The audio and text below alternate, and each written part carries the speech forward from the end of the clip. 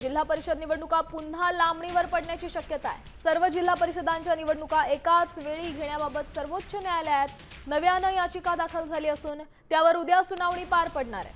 50% आत आरक्षण असलेल्या 12 जिल्हा परिषद आणि 125 पंचायत समित्यांच्या निवडणुकांची तयारी राज्य निवडणूक आयोग करत असतानाच आता सर्वोच्च न्यायालयात नवी याचिका दाखल झाली आणि त्याचमुळे निवडणुका आता लांबणीवर जाण्याची शक्यता आहे।